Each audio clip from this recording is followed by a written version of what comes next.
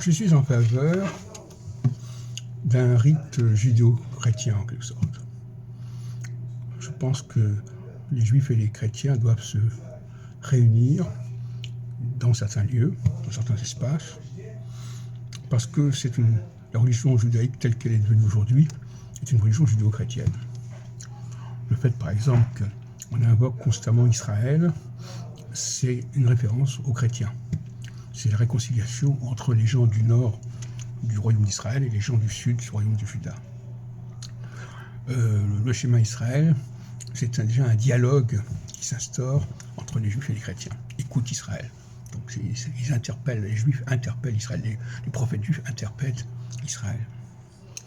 Donc je suis pour la création d'un nouveau rite qui serait ouvert aux juifs et aux chrétiens et où on accepterait la dualité fondamentalement.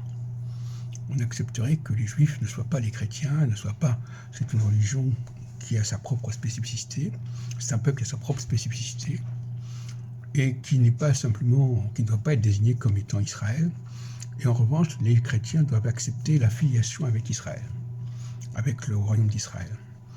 D'où la formule de Jésus, je suis venu pour les brebis perdues d'Israël.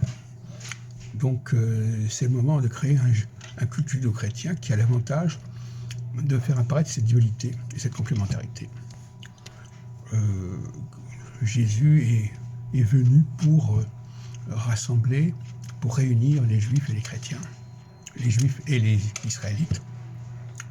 Et à la suite de ce que voulaient faire les prophètes d'ailleurs. Et donc par conséquent, je trouve tout à fait normal qu'il y ait un rite commun aux juifs et aux chrétiens, dans des mêmes salles, au même moment, avec notamment la conception du Shabbat, qui est une conception qui est sociale, et qui dit que pendant la période du Shabbat, les chrétiens n'ont pas à être au service des juifs, et que c'est aux juifs d'assurer le service en quelque sorte.